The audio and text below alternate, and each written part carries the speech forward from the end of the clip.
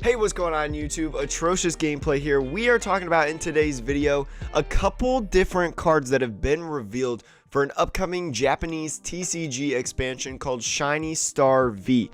Now, if you haven't heard of Japanese Shiny Star V, it is a set kind of like Hidden Fates was here in the States, where it's a fun set. It's got a lot of shiny Pokemon in it, including shiny Gigantamax Charizard VMAX, which is super highly anticipated. And if you didn't think that this card was going to be printed, I don't know what you're thinking right now. You're crazy. But anyways, there's recently been some new cards that have been revealed about this set, and they're kind of interesting in my opinion. So we're going to take a gander. We're going to look at them real quick and kind of talk about them a little bit, and maybe possibly their impact on the game if they show up into the rest of the world. Shiny Star V is being anticipated, not confirmed, but anticipated as our February/March set, the 25th anniversary mini set that we know is coming. And so you can kind of expect maybe these cards, and if you're one that plans really far ahead in the meta and deck building and things like that, you can also plan these cards in decks as well. Now, before we get going, obviously like, comment, subscribe if you like the video, but I like to give out a code. This seemed like a great time to give out a code. There's a Rebel Clash code for you, that those of you that love the Pokemon TCG online and love playing it. All right, so the site I'm using is PokeBeach.com. This is where I get a lot of my information. I use a lot of other ones as well. I'm not sponsored by any of them, just a man that uses the internet for what it is. So a couple cards being announced for Shiny Star V coming up. This set releases on November 20th in Japan, so that is something to keep in mind. November 20th, there still could be more that we could find, more that we could see revealed that could impact the meta and come in the set. So let's just take a quick look at the first one. It is Ditto V Colorless. Now, Ditto V is a really interesting card. First of all, the art, Ditto V looks like it's about to catch some hands, but it has an ability called Metamorphosis. Once during your turn before your attack, you may switch this Pokemon with a basic Pokemon V from your discard pile. Any attached cards, damage counter, special conditions, turns in play, and any other effects remain on this new Pokemon. So if you don't know what this card acts like in terms of its effect, it's almost like Ninja Boy for those of you that have been around for a while or maybe have dabbled a lot and expanded. Ninja Boy being the supporter, basically switching Pokemon at the time, and then now we have Ditto. Ditto restricting it to a basic Pokemon V from your discard pile. So I'm not 100% sure where, if you were to just have Ditto V as a tech be placed. Maybe you want to do it if you go second and you're playing like Eternatus and you're afraid of Colossal because Colossal has run the meta. Maybe you do it as Dragapult, and I'm not 100% sure where you would honestly put this card. Stick on though, attach one basic energy from your discard pile to this Pokemon. This not necessarily a horrible attack, you know, accelerating an energy, especially because this Pokemon needs it in the discard pile to be able to do the ability Metamorphosis. So if you are not able to get the Pokemon V that you want in the discard pile, Ditto, you know, has to do something, so might as well accelerate the energies. It has 170 HP though, which in my mind is not super great, because that's a really easy way for me personally to get caught by ADP. Maybe you can't get that switch off, you can't get that Metamorphosis off because you don't have a Pokemon V basic in your discard pile. From there, this can easily get knocked out by an ultimate race. So I would see this more of in decks that have non-Vmax evolutions, I would say. Maybe if there's something like a counter box out there, you know, I think I covered a Guardian deck that was somewhat like a counter box, I would say. Ditto might work really well for there if you have a way of like Porygon Z to be able to accelerate a bunch of special energies, but we only have 4 Auroras, so not 100% sure this is the thing right now. Moving on to Ditto V-Max. Look at this big wall of goo right here. 320 HP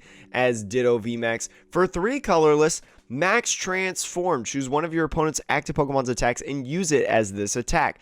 Ditto V-Max, in my opinion, is probably better as a deck than probably having Ditto V as somewhat of like a tech or like a counter box. I don't know. Max Transform being very, very nice, choosing one of your opponent's active Pokemon and using it at this attack. We look at something like Ultimate Ray, you know, doing 150 damage and accelerating energy anywhere. And plus, this is triple colorless. What card do we have in format right now that is great for triple colorless? It is triple acceleration energy. So this could be paired up pretty decently. You don't have to have the energy cost to be able to use the attack. You just have to have the 3 colorless. But on the downside is if you're doing something like Centiskorch, maybe you want to use the Centiskorch's move, Vmax Centiferno, you do have to have fire energies in order to do more damage, if that makes sense. So unless you're facing something like ADP, maybe Luke Metal, Pikarom, I'm not 100% sure that this deck is going to be great. But then again, the meta can jump up, things can appear, things can come around to being good, and maybe then that changes the value of Ditto V-Max. We have a lot of time to be able to see that. Again, this set supposedly comes out in about March, February for the mini set that's coming for the 25th anniversary of Pokemon. Moving on to another VMAX that was announced, Crobat V-Max. Crobat V, a coveted card in the meta right now, used as a supporter in just about every single deck, being able to draw and put your hand up to 6 cards. 300 HP as a darkness Pokemon. Dark colorless, stealth poison, 70 damage. Your opponent's active Pokemon is now poisoned. Switch this Pokemon with one of your bench Pokemon. So instead of just Crobat V's move where it just poisons the Pokemon and does 70 damage, this is having a switch effect as well. And then for dark colorless, Max Cutter, 180 damage. I don't think this Pokemon's good. I mean, I think Crobat V is really good, but I don't really see a way that you use Crobat VMAX, in my honest opinion. Think about where this card is going to be played. This card would be played probably in like an Eternatus deck or something like that. For dark colorless, all right, 3 energies, you can do 180 damage. Or I can get into evolution Pokemon Eternatus VMAX for 2 energies and do up to like 270 damage without any damage modifiers. That's Vitality Band, that's the Toxicroak Slowbro package of poison, any of those things. So there goes that attack out the window, probably never going to use it. The 70 and the switch, sure, the switch is great, but dark colorless 70, if you're probably using Crobat to attack, you've probably got a bad matchup, right? You're probably facing something such as like Decidueye or Altaria or things like that. So you probably want this Crobat to take a little bit of damage anyways to be able to take knockouts on those Pokemon. And let's just say you probably, why aren't you using like Hoopa? Why aren't you using Spiritomb? Why aren't you using anything else besides Crobat V? So I don't see Crobat VMAX to be good in my personal opinion. I think that that could just be like a collector's card type of deal. Now, something cool that has popped up with this reveal is we have 3 more amazing rares. Now, if you have seen other articles of Vivid Voltage says that you're probably going to get about 2 or 3 amazing rares per box. So they're almost like Prism Stars. They're in the reverse hollow spot. So this is very interesting that we're getting more of these, and more are going to be popping up of these legendary Pokemon, legendary / mythicals, I would think, because Jirachi is one of them, and Celebi and stuff. First up, we have Reshiram. Reshiram, a very interesting card in my opinion. Amazing Blaze for a Fire, Lightning, Dark, does 270 damage, doing 60 to itself as an only 120 HP Pokemon. But especially with the meta right now, you probably expect this to get one shot, right? And especially with what's going on right now, you know, we have Turbo Patch, we have Welder, we have Coco Prism, we have manual attachments, we have Viridian Force to be able to find energies. This doesn't seem all too unrealistic to be able to use. And so you combo this just by itself. If a Pikarom has a big charm, it is dead. It is still dead with this 270 right here. If you have an ADP, you know, you put down a Zigzagoon, boom, it gets a ping on there, and then all of a sudden you just wipe out that if it doesn't have a big charm. Tool Scrapper is still a card, so you could do that. You could do like I don't know. I don't want to know about like you could maybe do greens with your turbo patch package. I'm not 100% sure how that would work, but this doesn't seem out of the realm of playable based on what we have in the format in terms of energy accelerations. I don't think that this is going to be like, oh my gosh, Reshiram Amazing Rare is going to be the BDIF. No. Don't put that on me. I'm not saying that, but this is a very interesting card that I think could make some cheeky ideas and possibly pop into a result at least once of a online event top cut. Coming up next is Kyogre, again 120 HP water Pokemon. Amazing Surge. This attack does 80 damage to each of your opponent's Pokemon. Don't apply weakness or resistance to the bench. It is water, lightning, metal, and colorless. This is a little bit different in my opinion than Reshiram, because we look at what this card needs to require. This card needs to require Tapu Koko. This card needs to require Metal Saucer. It needs to require an energy switch. It needs to require another accelerant, whether that is Turbo Patch, Welder. There's a colorless spot. You could throw fire in there. That's a lot of different energies though. That's 4 of them. I don't know if you want to do that. But anyways, what I'm getting to at is this is a lot for 80 damage on every single Pokemon. Now, every single Pokemon, you could knock out a lot of different things, right? Eternatus plays a lot of Zigzagoons. If they're not doing the Scoop Up Net package, you could knock a couple of those out, all of them to be exact, because they have about 70 HP, I think. If there are any Jirachis left in the format, you can knock those out. You could finish off some other Pokemon too, maybe some Vmaxes and things like that. So Kyogre is cool in the fact that it does a lot of damage everywhere. 80 damage to everything on the board is pretty interesting. It's a lot of damage placed everywhere, especially because a lot of decks right now are filling up their entire bench space. And but I see this as less playable than Reshiram in my personal opinion. And now we have Yveltal Amazing Rare. This is actually my favorite art of the Amazing Rares in terms of these 3 that we're talking about today. Yveltal, I mean, it just, the red and the black and the slickness with the black background of the dark type just looks really, really good in my opinion. But let's just get into the card. 110 HP, so it is the lowest of the 3 in terms of HP. It is a dark Pokemon, as I mentioned earlier. Amazing Death for Fire, Psychic, Dark, Colorless.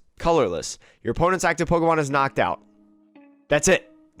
Your opponent's active Pokemon is knocked out. Pretty nice, I would say. This requires a lot, though. This is 5 energies for an attack that is quite literally insane, I would say. So it is a little bit justified on the attack cost. You could use Twin Energy. Here's how I see it. You could use Twin Energy to fill the double colorless slot. Okay, there's your attachment. You could Welder. Okay, there's one. You still have Psychic and Dark to go. How are you going to do that? Are you going to do that via E-Switch? Are you going to do that via Turbo Patch? Because if your attachment is the Twin Energy, then you can't do either. Okay, well, say I Welder, boom, boom. You could go Lightning, Tapu Koko Prism. All of these cards revolve around Tapu Koko Prism in my mind. Boom, you go there. There's just so much that you have to require for this card to be able to get the knockout. It's almost like you would need the Jirachi Amazing Rare to be activated and be able to use its attack of accelerating the energies anywhere to be able to use this attack right here. And then Jirachi, if we take a look at PokeGuardian.com, another website that I love using, again, not sponsored, this requires 2 other energies to be able to use. So I don't really see it. I don't really see Yveltal happening. Again, this is a really cool card though, and this is honestly this is my favorite card of the 3 that we're talking about right now, and one of the better Amazing Rares in terms of the aesthetic, in my personal opinion. I like Jirachi the best, I'm not gonna lie. Jirachi's a really nice Pokemon that I like. But anyways, I don't think that this is going to happen. But there's some other stuff that are happening. We know that Shiny Star Crobat V, which if this comes in the 25th anniversary set, oh my god, this is going to be a ton of money. So this card is very, very exciting. This is going to be heavily, heavily sought after if this comes to the rest of the world. But it's coming in like it's almost its own ETB, essentially. It's not necessarily an ETB, but this is the only thing that I could compare it to. But anyways, you get a couple packs of Shiny Star V, so along with the promo card, several Dark Energy Reverse Hollows, and then Reverse Hollow Hiding Energies as well. Pretty cool product, I think. It's going to come out Christmas Day in Japan. What's 3,800 yen to USD? And it's gonna cost you about 36 bucks. So honestly, with 6 packs of Shiny Star V with a booster box of 10 packs going for about $120 right now or so on the resale market, at least last time that I looked, that's a pretty good deal in my opinion. Yeah, you get a promo out of it, but if you just take the promo, you take the energies, and you just sell the packs individually, packs are always down a little bit less than the per price of the booster box. So let's say you get like 8 bucks a pack. You get like $7 or $8 a pack. $7 a pack times 6 is... what is 6 times 7? $42 right there. That's $42. You've already profited on this product by just selling off the packs. You could literally just buy 4 of these and you can make money. So then you would have your playset of Shiny Star Crobat Vs, and then you just sell the Shiny Star V packs. Very, very, very cool product in my personal opinion, and really, really interesting. And I'm excited to see how this kind of plays out. Again, I think Reshiram is really cool. I think out of the 3, this is probably the most playable. 270 is a heck ton of damage in my personal opinion. But I could see a little bit of cheeky things with Ditto and Ditto V-Max in my personal opinion. I'm excited to possibly try out some things, especially here on the channel, but we got a long way to go for that. Vivid Voltage isn't even out yet, so stay tuned for more.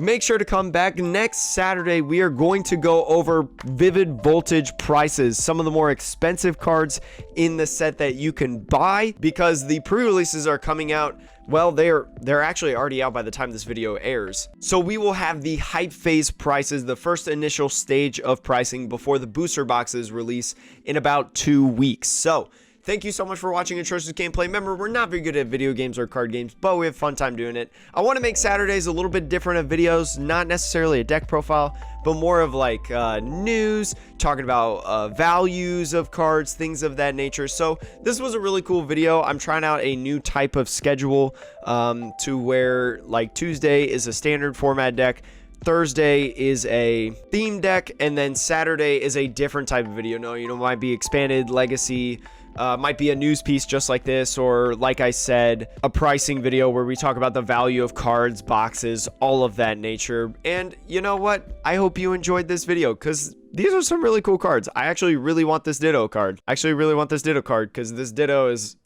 wants to tussle, and I want to tussle with it. So thanks for watching.